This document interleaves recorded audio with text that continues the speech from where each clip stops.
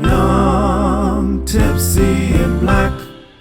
What's going on, everybody, and welcome back to another episode of the Young, Tipsy, and Black podcast, a podcast combining two of my favorite things, wine/spirits and music. I'm your host, Torrance, and welcome back, y'all. I always miss y'all when I am away. But while I was away, I have to tell y'all, I spent my hard-earned money and went to a level 1 wine class from the WSET or VSET is how the folks be saying it, which is the Wine and Spirit Education Trust. And I learned so much, so much. And I cannot wait to share it all with you. That'll be another segment kind of breakdown or whatever where I dive more into that. But it was fascinating. I have so much respect for people in the industry because there's so much to know and so much to sort of wrap your mind around. It was sensational. So in the spirit of me learning so much, I'm going to take you guys through it as well. So what is in my cup? We are going to be trying a Pinot Noir from Michael Pozzan, a 2020. Let's see what Michael's saying on the back. Wine wines devoted to the Italian. Okay, no, he don't say nothing about the wine on the back. But as we talked about before, I love a Pinot Noir. I love how not heavy it is as far as tannins are concerned. So I'm really looking forward to like this being something. And as you can see, y'all, I couldn't wait. So we already poured ourselves a glass. Let's give it a smell, because that's what I learned in my class. You know, what I'm supposed to smell for. Okay, now wait a minute now, because this one does smell fruity. It does smell like strawberries, which is kind of cool, right? Yeah, it's not, I don't think it's been oak aged because I don't really smell the vanilla in here. It just smells really real fruity. So let's give it a taste and see what it's giving. Oh my God, I spilled, y'all.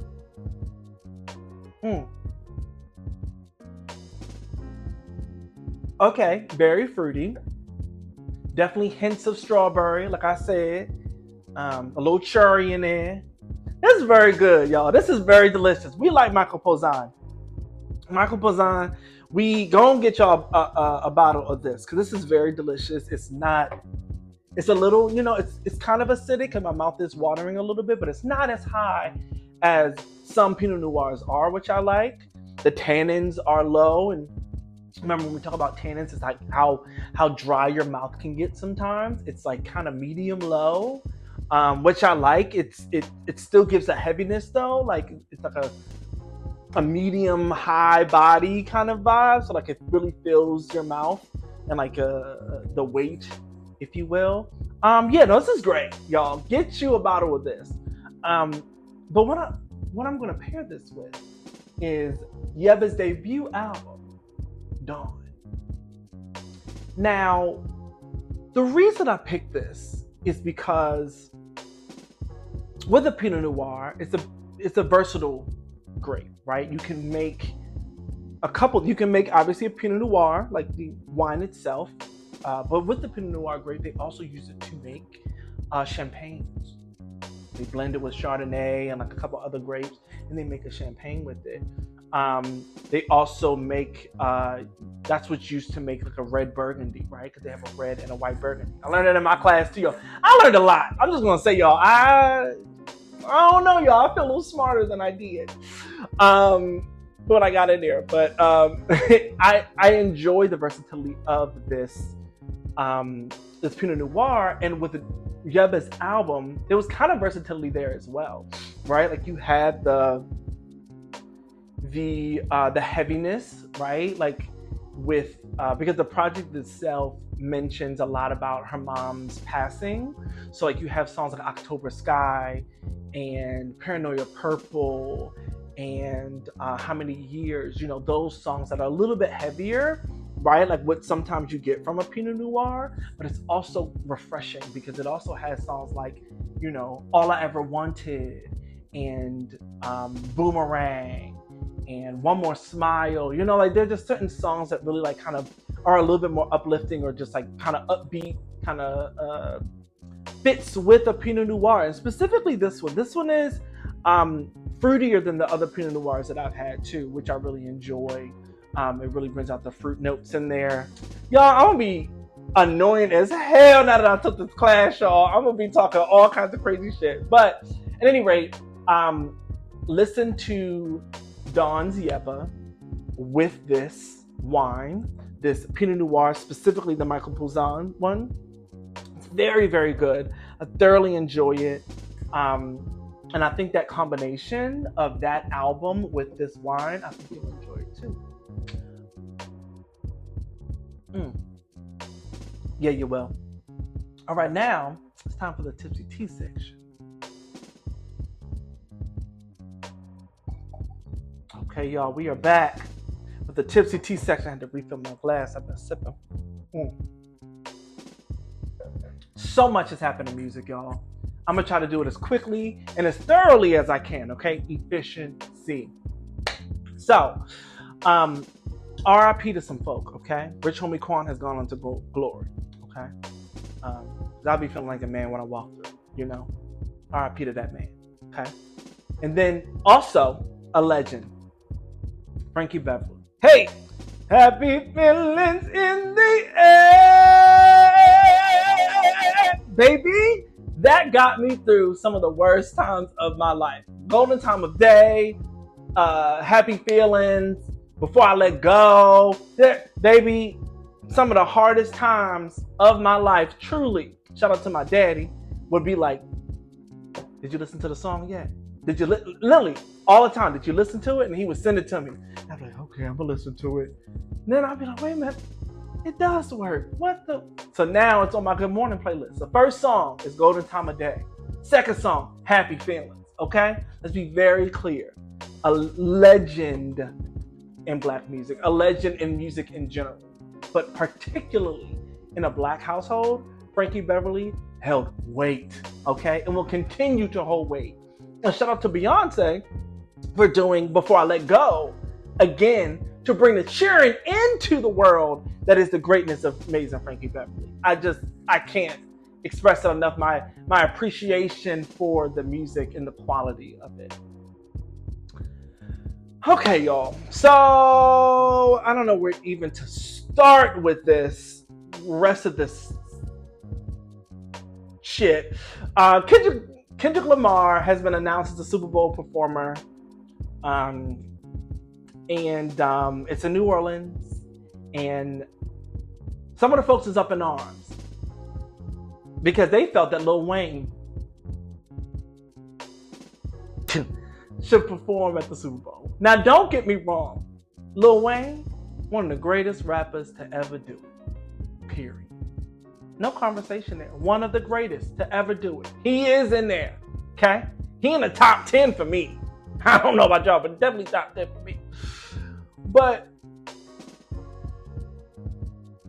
for a Super Bowl, baby, I don't want to see Lil Wayne.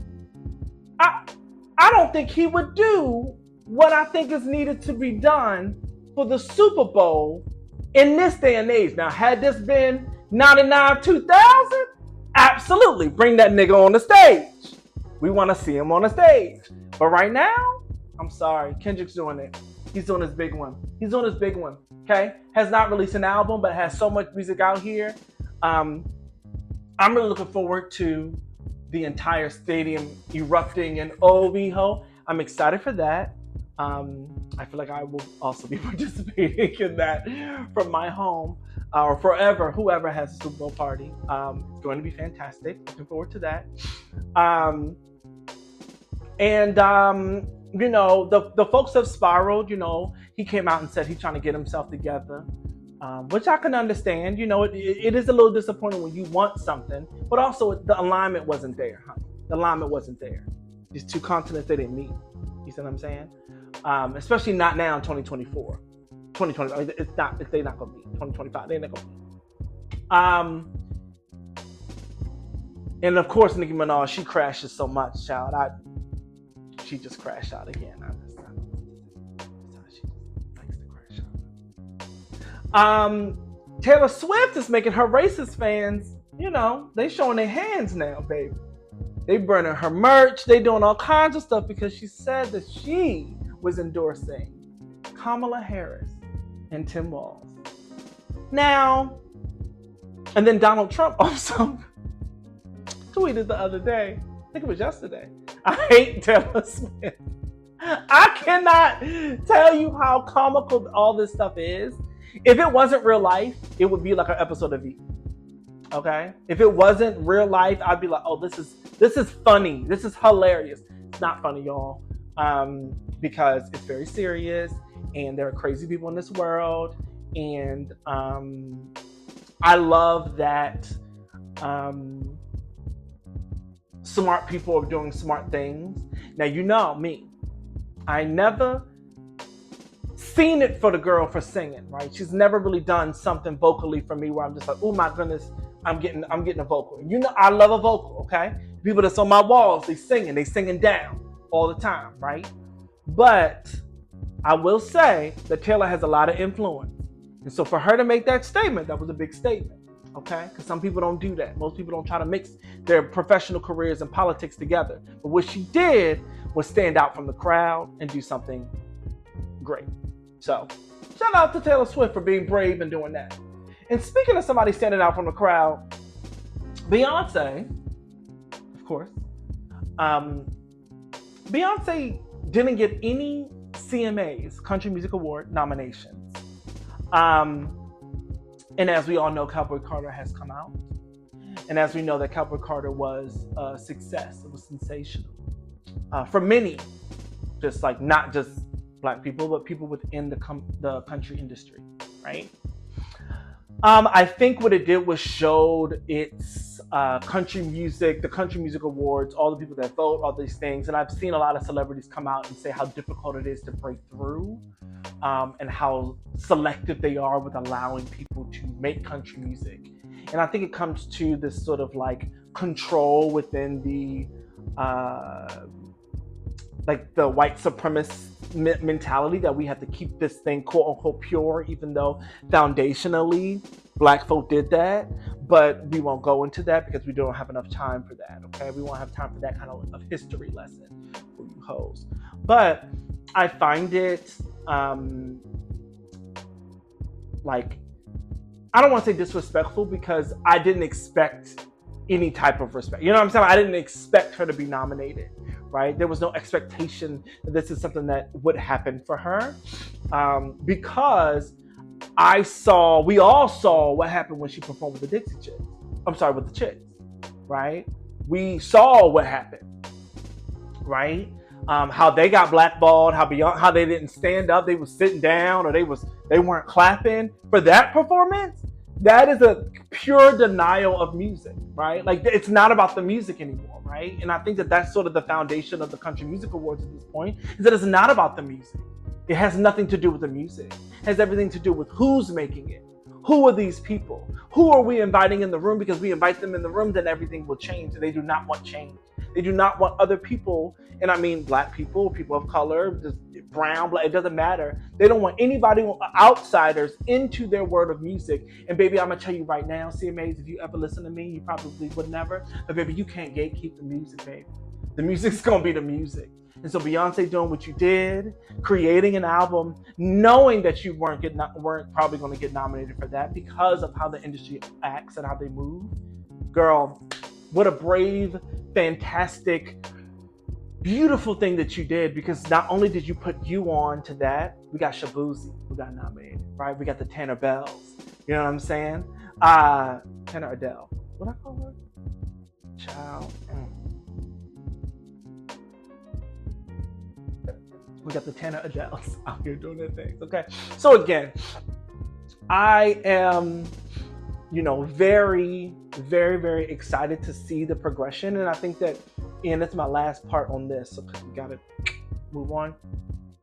I can't wait that in the next 10 to 15 years, how everyone will look back and be like, wow, we really snubbed Beyonce. Wow, we really did Beyonce really, really dirty. Because that's what happens when you are a groundbreaker, right? Same thing that any kind of like change maker, 15 years later, it's like, oh my God, we did them so bad. We have to do this. We have to honor them. We have to figure this out. I think in 10 to 15 years, things will shift. Now, it's going to take a little bit harder for the Country Music Awards, but I think this was the thing to push that envelope, to say that everybody can be and is invited here. And then my last bit here is that Don Richard, former member of Danity Kane, former member of Diddy Dirty Money,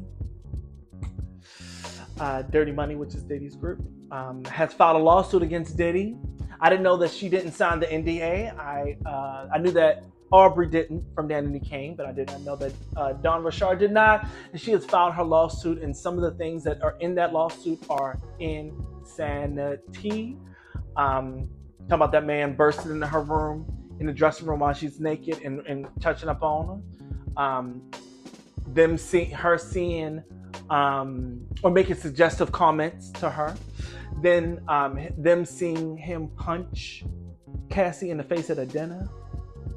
I think Usher was there too. She named Usher. She named the other girl from Dirty Money there, and she in the other, I forget her name, Jesus, but she made a statement that was like, her stories do not, I don't have that same recollection that Dawn has of the experiences.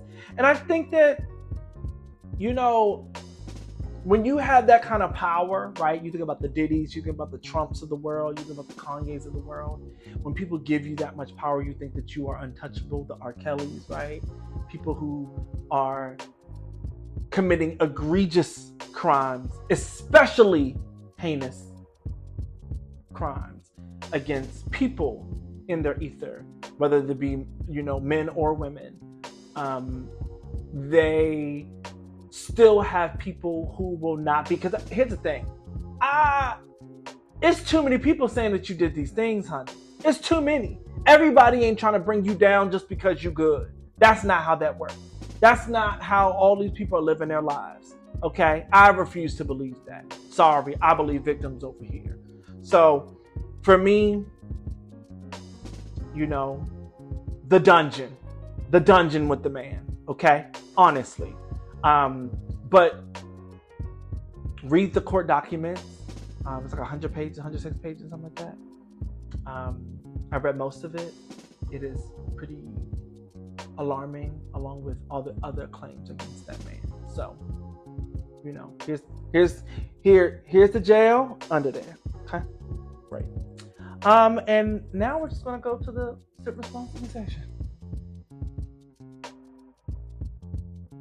All right, y'all. We are back with the sip responsibly section of the pod.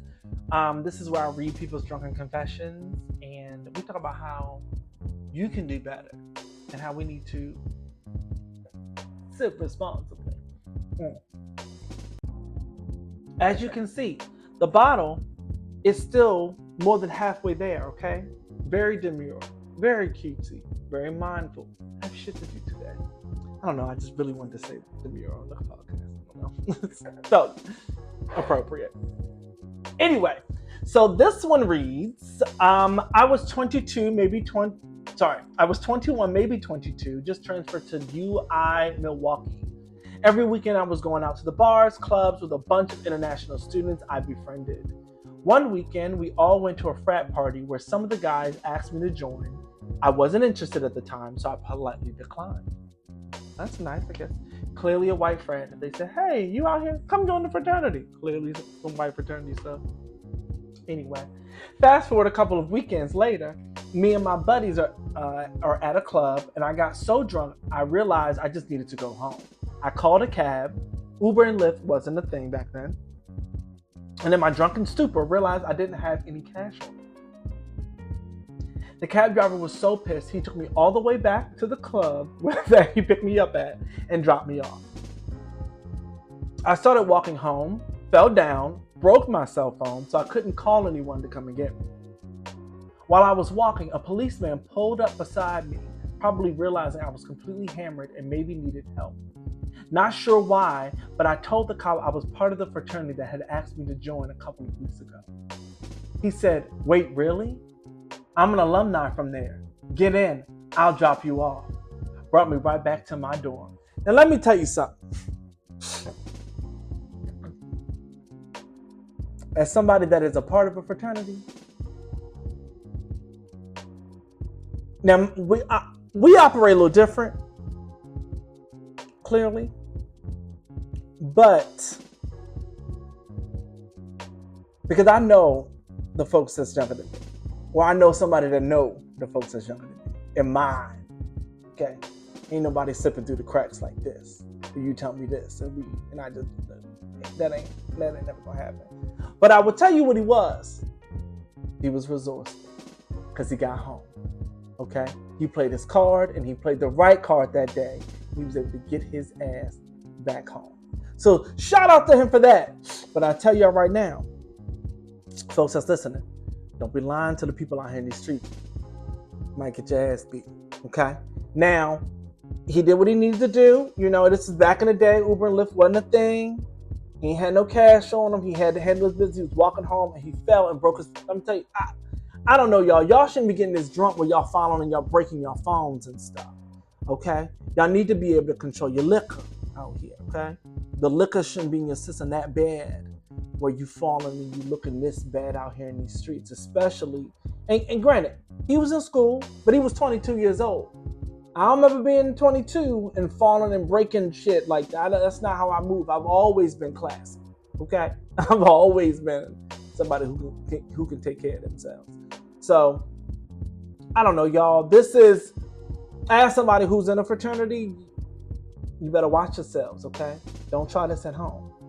Sit responsibly. Drink your water, because you won't be in this predicament right here. Because if you catch me on the wrong day, I'm driving, I see some stuff now. I would never pick up a stranger. I would never do that. But say, for example, that was the case, maybe I got questions.